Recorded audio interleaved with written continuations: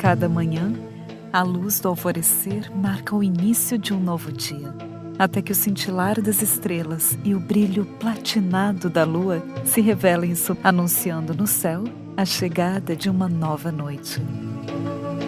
Do calor da areia ao frio da neve, até ver novamente o florescer das mais lindas cores, em formas e texturas, a embelezar com o brinde do aroma, o olhar atento, a vida passa, repetindo uma e outra vez, dia após dia, os tons e movimentos peculiares de cada estação. Mas se pararmos enquanto tudo ao nosso redor continua no incansável ciclo, podemos perceber. Ninguém sabe como foram impostos, mas é um fato. O universo é regido por leis.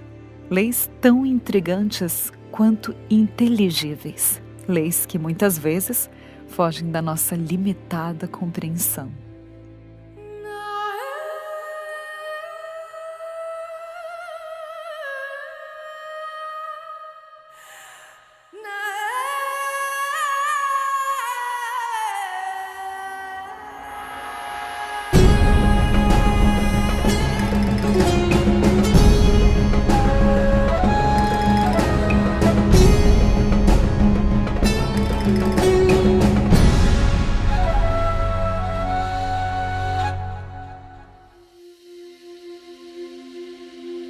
Uma das características notáveis do universo e do nosso planeta é o fato de que as leis básicas da física e de outros campos do conhecimento requerem para sua descrição e expressão equações matemáticas altamente complexas.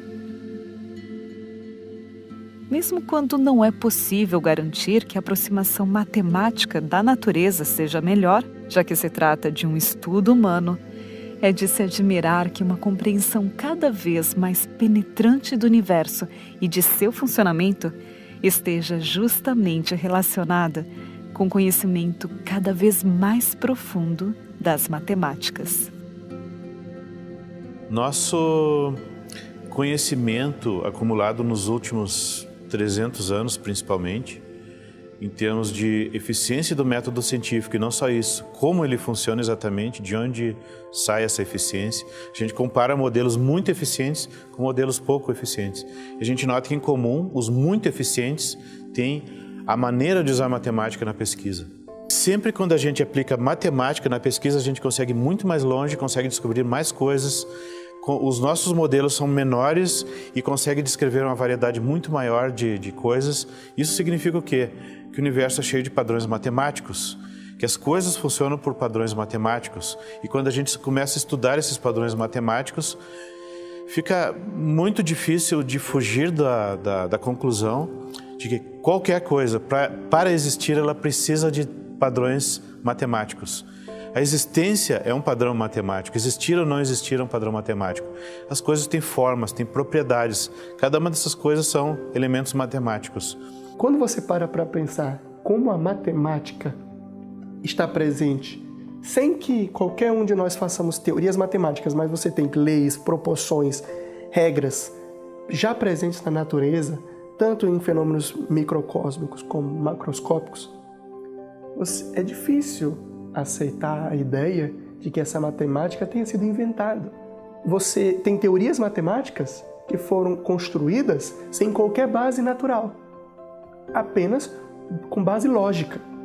Um exemplo, a teoria da geometria diferencial, espaços curvos. Você tinha uma teoria matemática antes. Depois de um momento, você tem uma teoria física, vem a relatividade geral, que pega uma matemática que não tinha vínculo algum com a natureza e a realidade, era puramente abstrata, e identifica na natureza aquela mesma matemática. Isso é algo sublime, algo fantástico, você observar essa matemática tão perfeitamente harmônica. O fato de eu ter adivinhado, entre aspas, que existe alguma coisa na natureza que eu não tinha observado, não é minha genialidade. Encontrei um princípio na natureza, estou apenas descobrindo, não estou inventando. A parte da invenção é quais são os símbolos que eu uso para representar, como é que eu organizo essa informação. Mas eu estou falando de alguma coisa real, alguma coisa que eu descobri. Não foi minha genialidade que inventou o universo. Ele funciona como funciona, independentemente de mim. A existência de qualquer coisa, seja uma entidade física ou não, está intimamente ligada às regras que definem as suas características. Em outras palavras, se algo existe, então está associado a uma ou mais dessas leis. Na física, nós dizemos que existem 4 forças fundamentais. Que a partir dessas 4 forças você consegue construir todo o universo. São elas: a força nuclear forte. Ela atua no núcleo do átomo. Você já parou para pensar por que no núcleo do átomo aqueles prótons estão todos grudadinhos ali, um do lado do outro? Eles não deveriam fugir do outro? Eles estão grudadinhos por conta da força nuclear forte. É ela que mantém os prótons unidos ali. Depois você tem a força nuclear fraca, que ela rege o decaimento radioativo. Você tem a força eletromagnética, que rege praticamente o nosso mundo aqui macroscópico, e a última, a força gravitacional. De longe, a força gravitacional é a mais fraca de todas. É a mais fraca, tá? Só que é a que tem maior alcance.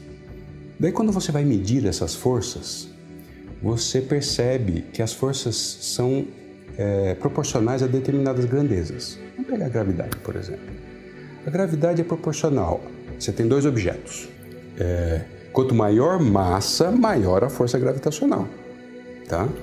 Quanto maior a distância, menor é a força gravitacional.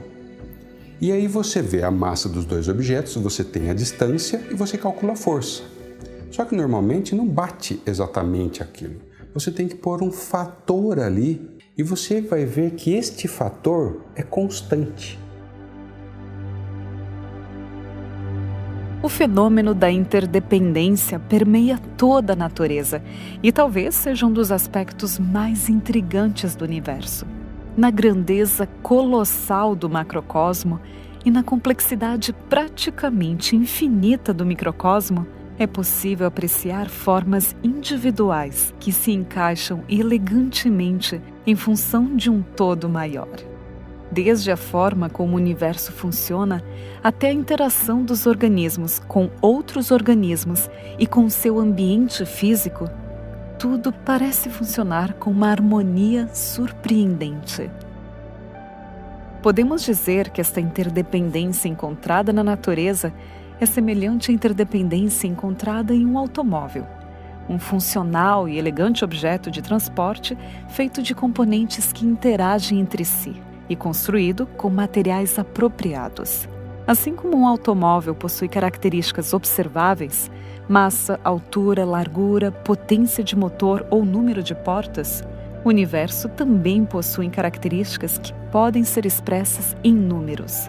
E são essas características o que se conhece como constantes físicas. Um exemplo para ajudar a entender é falar da constante da gravitação universal, uma constante muito famosa que aparece dentro da fórmula que Newton construiu para calcular a força de atração gravitacional entre 2 corpos. Você tem 2 corpos aqui, tem o Sol e a Terra. A pergunta é, qual é a força que existe entre eles? Bom, Newton construiu uma fórmula que expressa isso. E essa fórmula ela diz o seguinte: a força é proporcional, é muito importante lembrar, é proporcional à massa desses 2 corpos, ao produto da massa, para ser mais exato. Você tem a massa do Sol, tem a massa da Terra, o produto dessas massas, quanto maior for a massa, maior vai ser a força. Mas a pergunta é, o quanto é esse maior? Qual é essa proporcionalidade? E aí, nessa questão de quanto é maior, entra um valorzinho ali na frente da fórmula, que é a constante de gravitação universal. Duas coisas, elas podem ser proporcionais, diretamente proporcionais de diversas maneiras. Elas podem ser o dobro. Uma coisa é proporcional à outra, só que com o dobro. Se essa aqui aumenta o dobro. Elas podem ser proporcionais o triplo, com 3 vezes proporcionais. Uma quantidade aumenta, a outra triplica. Isso é proporcionalidade, diretamente proporcional. Agora, se você for observar, existe o 2 e o 3 na frente. Isso é a constante de proporcionalidade. E essa constante é a constante da gravitação universal, na fórmula de Newton. E ela é uma constante que tem unidades. Por que eu digo isso? Porque existem outras constantes que são tão constantes, assim, podemos utilizar essa expressão, que nem unidades eles têm. Eles não são medidos em metros ou segundos, são valores fixos. Por exemplo, a constante da estrutura fina, ela tem um valor fixo, aproximadamente 1/137. E aparece nos níveis atômicos, aparece no estudo do átomo. Você tem uma constante. Essas constantes são geralmente chamadas de universais. Apesar de da constante de Newton também ter um nome historicamente conhecido como constante da gravitação universal, mas o termo universal ali se refere mais à teoria da gravitação e não à constante em si. Já aquela constante, ela tem unidades. Agora, existem constantes que não têm unidades. Essas que não têm unidades são chamadas de constantes universais. Até mesmo porque não importa o sistema de unidades que você usa, ela vai ter sempre aquele valor. E é muito interessante pensar que as teorias físicas, elas acabam por depender dos valores dessas constantes. Mudar o valor de uma constante vai ter um impacto totalmente na física que você vai descrever. Por exemplo, a constante, voltando novamente, utilizando o exemplo da constante da gravitação universal de Newton, ela tem um valor bem pequeno. Isso explica por que a minha massa não atrai fisicamente a massa de um objeto que está próximo a mim. Porque existe uma força de atração. Mas por que eu não vejo isso no dia a dia? Por que eu não vejo uma cadeira atraindo outra? Porque a constante que multiplica lá na frente é uma constante muito pequena. E se essa massa é muito pequena, faz com que a força entre eles sejam pequenas.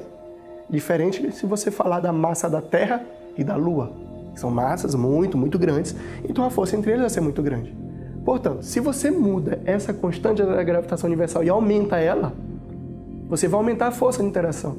E aí a gente poderia observar efeitos como objetos pequenos atraindo uns aos outros. Então, esse é um exemplo de como mudar uma constante, na física muda a física. A força da gravidade, tão comum, tem impacto em múltiplos fatores que contribuem para que a vida exista. Se a força da gravidade fosse mais fraca, a Terra perderia sua atmosfera, enquanto as reações nucleares do Sol deixariam de existir. Por outro lado, com uma gravidade mais forte, nosso Sol arderia mais intensamente, emitindo radiações abrasadoras antes de queimar tudo. Muitos outros fatores agem em conjunto para a existência de uma Terra adequada para a vida. Água abundante, tão única e vital como o carbono. A Lua, cuja origem continua sendo um mistério para a ciência. Ela, de alguma forma, estabiliza o eixo inclinado da Terra, ao mesmo tempo em que influencia os mares, impedindo a estagnação das águas e permitindo que as correntes aquáticas bombeiem o calor equatorial para as regiões temperadas. Influencia também nas estações do ano e fornece luminosidade durante as noites. Assim, a interação gravitacional entre a Lua e o nosso planeta é fundamental para a conservação da vida.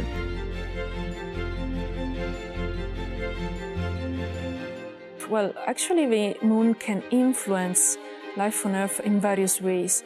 First of all, we have to consider that actually is not the ratio between the mass of the moon and the mass of the Earth is the biggest in the solar system, considering a satellite and a planet. Second one is Pluto with Charon, and then all the rest of the object we do have in the solar system. So, but anyhow, the moon and the Earth are the most similar one, let's say, in terms of mass, and then the moon is quite close actually to the Earth. So it's not simply that the moon orbits around the Earth and the Earth orbits around the sun, but it's actually a double planetary system that orbits around the Sun. Indeed, it's not the center of the Earth that determine our orbit, but it's, let's say, the gravitational center between the two that orbits around the Sun. And this point is still within the Earth, because we are quite bigger than the Moon, but it's not coincident with our geometrical center. And this generate other influences that are important for us. So, for example, the fact that we do have the Moon stabilizes our inclination. Our axis, the axis of the Earth, is inclined with respect to the plane of the orbit. It dents a bit, but not that much. And this is thanks to our Moon. And this is somehow stabilizes, for example, the seasons. Then, given to its forces, the Moon generates tides. The big ocean tides are given by the Moon. So the Moon is able to move big masses of water through the Earth.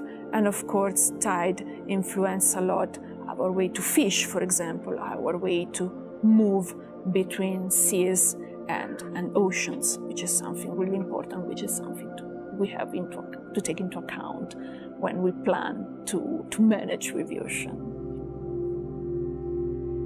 A vida em si precisa de múltiplas variáveis para subsistir. E se as propriedades atômicas da matéria fossem outras? E se o Sol fosse um pouco maior ou um pouco menor? Se estivesse um pouco mais perto ou mais longe da Terra? E se não existisse atmosfera com a camada de ozônio para filtrar os raios ultravioletas e permitir a entrada da luz solar? E se a luz solar fosse ligeiramente mais avermelhada ou azulada? E se a luz solar entrasse na Terra, mas não existisse esse complexo mecanismo que é a fotossíntese para transformar a luz em energia aproveitável? E se fosse diferente a inclinação do eixo de rotação da Terra? Quando você para pensar que teorias físicas são descritas por equações extremamente complexas, extremamente lógicas, muito mais complexas do que um livro que eu pego na biblioteca para ler. Eu abro um livro, leio, ali tem um código, ali tem uma organização lógica. Mas você fala em matemática complexa. E que essas teorias não só têm essa matemática complexa, mas ela tem constantes fundamentais que, para que a teoria descreva corretamente aquela realidade, aquelas constantes precisam ter aqueles valores, é algo incrível. É tão incrível essa maneira como a realidade é descrita tão apuradamente pelas teorias, que a gente tem-se até um nome para isso, princípio antrópico. O fato de você ter uma realidade extremamente equilibrada, ajustada, valores das constantes são valores extremamente finos. Quando eu digo finos, quer dizer que eles não têm uma variação, eles não podem mudar em um intervalo longo, eles têm que ter aquele valor fixo. Quando você tem essa ideia, você tem um ajuste, a gente chama isso de ajuste fino. E não só o universo macroscópico grande, mas o universo microscópico, o universo dos átomos, eles são todos muito bem arranjados, muito bem equilibrados. Isso a gente chama de princípio antrópico. Em muitas dessas constantes, ocorre um ajuste preciso que faz ser compatível a existência do ser humano no cosmos. Se o valor de certas constantes fosse ligeiramente diferente aos que possuem, o universo seria radicalmente diferente, fazendo com que a vida, tal qual a conhecemos, seria impossível. O fato de que o universo está devidamente calibrado e ajustado para acolher vida inteligente tem intrigado a muitos e tem sido também motivo de debate científico e filosófico. Uma das respostas que explicaria o ajuste das constantes é a que dá o princípio antrópico. Este afirma que, uma vez que o ser humano está aqui, O universo há de ser um universo capaz de abrigá-lo e, portanto, não cabe perguntar sobre a possibilidade de que estes valores fossem diferentes, já que, se fossem, não haveria ninguém que pudesse perguntar. Mas seria este argumento o suficiente para encerrar este assunto? Muitas pessoas pensam que o universo, nós temos a impressão dele ser ajustado perfeitamente, porque é o universo no qual nós vivemos. Então, a impressão que eu tenho é porque esse é o único universo que eu conheço. Mas isso, eu acho que não abarca toda a complexidade da situação. Porque se pararmos para pensar, a gente não vive isso na vida real. A gente não vive não faz esse tipo de análise na vida real. Todas as vezes que nós vemos algo muito bem organizado, ajustado e complexo, nós não atribuímos isso a um acaso, a um nada, a uma coincidência. A gente atribui a outros fatores que têm a ver com intencionalidade. Então imagine uma grande mesa de som com N botões de ajustes, aqueles de correr, tá? Sendo que cada um deles é uma constante fundamental. Você pode ajustar esse valor em qualquer posição. Qualquer mudança que você fizer ali, você vai ter um resultado totalmente diferente. Para que o nosso universo exista como nós o conhecemos, ele precisa ser ajustado com as constantes fundamentais desta forma. Se eles mudassem, uma delas mudasse um pouquinho para lá, eventualmente não existiria. O universo poderia ser completamente diferente ou ele não existiria como nós o conhecemos. Entende? Então, alguns interpretam isso como um ajuste fino, um design que foi ali e ajustou aquelas constantes dessa forma para obter este resultado. Outros interpretam que, dentre todas as possibilidades, essa surgiu naturalmente e, em consequência disso, foi possível o surgimento da vida tal qual a conhecemos. Seja lá de onde veio o universo, tem que ser quem ou o que criou o universo é perfeito e otimiza da forma mais sábia e inteligente possível. Se isso é uma estrutura natural que existe por aí, essa estrutura é incrivelmente inteligente e incrivelmente precisa e incrivelmente perfeita na forma de fazer as coisas. O que distingue essa estrutura de Deus? Há algum tempo atrás, Stephen Hawking fez a seguinte afirmação: nós somos plenamente capazes de explicar o universo sem qualquer recurso divino, por exemplo, sem qualquer atribuição a um ser superior. Isso foi filosófico, porque ele aplicou essa informação dizendo o seguinte: nós temos leis, as leis conseguem descrever como os processos aconteceram. Mas a pergunta é sobre a origem do universo. Quem criou essas leis? Como essas leis já estavam bem organizadas? Se eu não consigo descrever a origem das próprias leis que eu estou aplicando, como eu posso descrever a origem do universo? Sem qualquer base, sem qualquer fundamentação. Isso é puramente filosófico.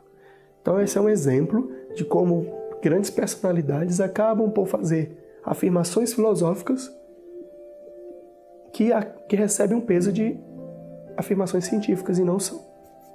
Existe uma infinidade de coisas para descobrir, né?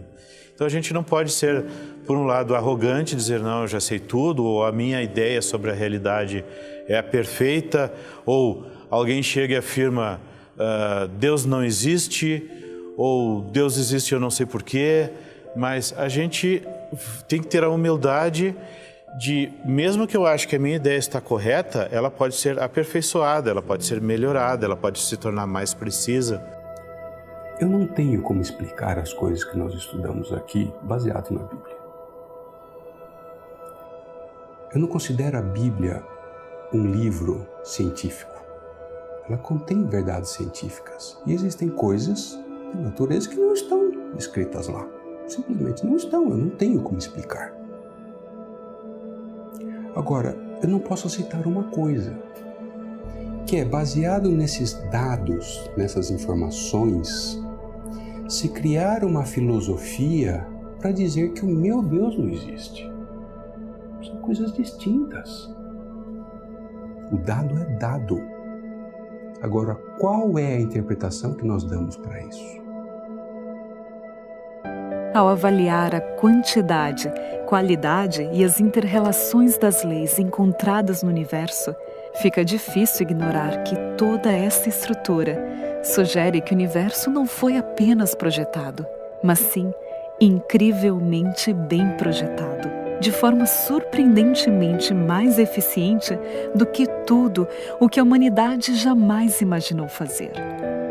Contudo, é aqui onde cada um deverá decidir dar um passo para o desconhecido e o indemonstrável, tanto para afirmar que existe um desenho no universo, como para defender o contrário. Afinal, como descreveu o renomado cosmólogo George Ellis, somos incapazes de obter um modelo de universo sem algumas conjecturas específicas, as quais são impossíveis de verificar. A maioria das pessoas estaria de acordo com a afirmação de que existimos e que essa existência, assim como o restante da realidade, deveria ter uma causa. Estabelecê-la sempre será uma opção pessoal, uma escolha que implica crer, seja na sorte ou no propósito. E se aceitamos crer no desígnio, o universo receberá uma nova luz, um novo sentido. Revelar-se-á ter sido construído desde as suas forças mais básicas até a estrutura e harmonia da Via Láctea, inclusive mais além, para possibilitar a vida aqui na Terra. A própria vida parecerá ter sido projetada desde sua estrutura mais básica com o propósito de ser interdependente, mas não limitada apenas às necessidades frias, ásperas e mecânicas, e sim integrar-se à fascinante beleza. Afinal, não há dúvida, a vida envolve um mecanismo maravilhoso e muito mais do que isso. A vida é bela.